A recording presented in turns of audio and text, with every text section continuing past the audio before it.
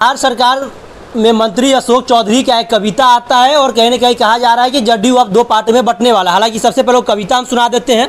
एक बढ़ती उम्र में उन्हें छोड़ दीजिए, एक दो बार समझाने से यदि कोई नहीं समझ रहा तो सामने वाले को छोड़ दीजिए। हालांकि इससे आस ये लगाया जा रहा है कि नीतीश कुमार को इस तरीके का टीका टिप्पणी किया जा रहा है। बिहार सरकार में जो मंत्री अशोक चौधरी जी हैं, तमाम मामले पर बात करेंगे। हमारे साथ पूर्व IPS है अमिताभ कुमार दास सर। सर, क्या इसका मतलब क्या हुआ सर? अशोक चौधरी किनको ये बात कह रहे हैं?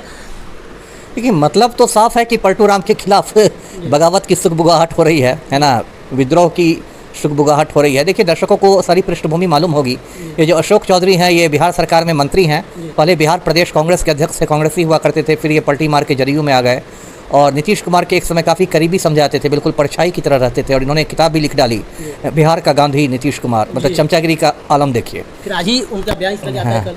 और उसके बाद इनकी बेटी जो है शांभवी चौधरी, वो समस्तीपुर से लोजपा की सांसद हैं। और आजकल अशोक चौधरी अपने दामाद को, सायन कुणाल को, घोसी से विधायक बनाने के भी चक्कर में हैं। और इसी क्रम में अभी एक महीना पहले उन्होंने जहानाबाद में एक विवादास्पद बयान भी दिया था अशोक चौधरी ने, जिसमें भूमिहारों पर उन्होंने कुछ टीका टिप्पणी की थी कि भगोड़े हो जाते हैं, उसको लेकर भी बवाल मचा था। तो ये सारी बातें हैं। अभी जिसकी आप बात कर रहे हैं वो पोस्ट कल अशोक चौधरी ने किया और उसमें कहा कि बढ़ती उम्र में छोड़ देना चाहिए, ऐसे करना चाहिए, वैसे करना। तो उन्होंने किसी का नाम नहीं लिखा, लेकिन समझने वाले तो समझ गए। लोगों को ऐसा लग रहा है कि वो पलटू राम पर कटाक्ष कर रहे हैं कि तब बढ़ती उम्र है तो इनको कुर्सी छोड़ देनी चाहिए। नीतीश जी पर बार बार आरोप भी तो लगता रहा है कि उम्र हो गया और उनके नहीं, विपक्षी पार्टियां तो ये पहले से कर रही हैं कि नीतीश कुमार की जो मानसिक स्थिति है या शारीरिक स्थिति है उसमें बहुत गिरावट है। और बात सही भी है, जिस तरह नीतीश कुमार कभी किसी का पैर पकड़ने लगते हैं, कभी किसी का पैर पकड़ने लगते हैं, असामान्य हरकतें हो गई हैं, या कभी बोल देते हैं कि हम लोकसभा में 4000 सीटें जीत रहे हैं, तो असामान्य मानसिक स्थिति हो गई है। तो विपक्षी पार्टियां तो कहती ही आई हैं। ये इस बार अलग बात ये हुई है कि पार्टी के, उनकी सरकार के ही एक मंत्री बोल रहे हैं, तो इसको लेके बहुत सारी बात है। आज तो जदयू ने एक आनंद फानंद में प्रेस कॉन्फ्रेंस भी बुलाया और उसमें नीतीश कुमार की शान में कसीदे भी पढ़े गए कि नीतीश कुमार तो ये हैं वो हैं। इसका मतलब कहीं ना कहीं नीतीश की, जदयू का जो आला कमान है वो अशोक चौधरी की इस टिप्पणी से मतलब थोड़ा बौखलाहट में आहट है, बौखलाहट है। और उनको लग रहा है कि अभी देखिए, गलियारों में, राजनीति के गलियारों में बहुत सारी बातों की चर्चा है। एक चर्चा तो यह है कि अभी जो श्याम रजक राजद से जदयू में आ गए हैं और पलटू राम ने उनको राष्ट्रीय महासचिव बना दिया है, तो माना जा रहा है कि श्याम रजक को लाया गया है अशोक चौधरी की काट के रूप में। मतलब अशोक चौधरी खुद को दलितों का नेता बताते हैं, तो पलटू राम ने इसलिए एक दलित नेता श्याम रजक को शामिल कर लिया पार्टी में, जिससे कि अशोक चौधरी का वो संतुलन बनाए। और कल को यदि अशोक चौधरी को हटा दे पलटू राम सरकार से, तो वो पद श्याम रजक को सौंपा जा सके।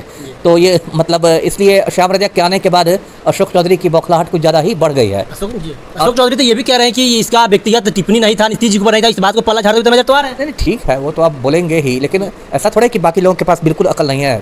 तो लोग समझ ही रहे हैं कि किस संदर्भ में हुआ है, क्या टाइमिंग है।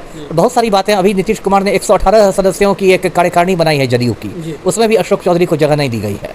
तो कहीं ना कहीं नाराजगी दोनों तरफ से, इसको लेकर अशोक चौधरी भी आहत हुए होंगे कि पलटू राम ने मुझे कार्यकारिणी से बाहर कर दिया, इसलिए कविता उन्होंने जड़ दिया, कविता दे दी। और अभी बहुत सारी बातें हैं। कुछ लोग कहते हैं कि अशोक चौधरी कांग्रेस में वापसी करना चाहते हैं, है ना, कांग्रेस में मतलब उनकी घर वापसी होगी, वो दोबारा कांग्रेस में आएंगे। कुछ लोग ये कहते हैं कि वो ललन सिंह के साथ मिलकर खिचड़ी पका रहे हैं, हो सकता है वो जो भाजपा ऑपरेशन लोटस करती है, दूसरी पार्टियों को तोड़ती है। तो कुछ लोग कहते हैं कि अशोक चौधरी और ललन सिंह मिलकर जदयू को तोड़ेंगे और भाजपा के साथ चले जाएंगे।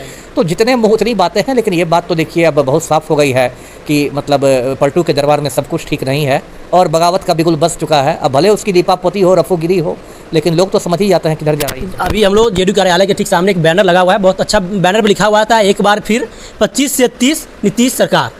25 से 30 फिर से नीतीश। जी देखिए, अब क्या मैं कहूँ, कायदे से तो नीतीश कुमार की जो हालत हो गई है, शारीरिक और मानसिक हालत, अब बढ़ती उम्र का असर दिखाई देने लगा। उनको खुद कुर्सी छोड़ देनी चाहिए। जैसे हमारा पड़ोसी राज्य है पश्चिम बंगाल, उसमें ज्योति बसु थे, 25 वर्ष तक मुख्यमंत्री रहे, लेकिन जब काफ़ी बुजुर्ग हो गए ज्योति बसु, तो उन्होंने कहा कि अब मुझे आराम की ज़रूरत है, और वो खुद हट गए। उन्होंने बुद्धदेव भट्टाचार्य को CM बनवा दिया। तो कायदे से तो नीतीश कुमार को खुद संन्यास लेना चाहिए। नीतीश के बाद कौन लगता है आपको सर? अरे बहुत सारे लोग हैं, ऐसा थोड़ा है कि जेडीयू में कौन है? दूसरा पार्टी तो भी बनाएंगे नहीं। जेडीयू बहुत लोग हैं, ऐसा क्या? विजेंद्र यादव इतने सीनियर हैं, ऊर्जा मंत्री हैं, वो भी ऊर्जा से भरपूर हैं। एक बात मैं कह रहा हूँ, और यदि पिछड़ी जाति की बात है तो विजेंद्र यादव भी पिछड़ी जाति के हैं, सीनियरिटी की बात है तो वो भी सीनियर हैं, इतने दिनों से ऊर्जा मंत्री हैं। ऐसा थोड़े है कि नीतीश कुमार ने मतलब मुख्यमंत्री की कुर्सी अपने नाम करा ली है। तो बाकी लोग भी हैं, बाकी लोग को मौका मिलना चाहिए। ऐसा थोड़ी है। केंद्र में रामनाथ ठाकुर मंत्री हैं, कर्पूरी ठाकुर के बेटे, अति पिछड़ा समाज से आते हैं, रामनाथ ठाकुर क्यों नहीं CM बन सकते हैं? बहुत लोग हैं, ऐसा थोड़े है, बहुत सारे चेहरे हैं। जी चलिए, तो आप सुन रहे थे अमिताभ कुमार दास सर को। बाकी आप क्या कुछ रहा है इन तमाम कविता के माध्यम से, जिस तरीके से अशोक चौधरी ये पूरा कविता कल जड़े हैं, पूरा कविता पढ़े हैं, जरूर कमेंट बॉक्स के माध्यम से बताइएगा। धन्यवाद।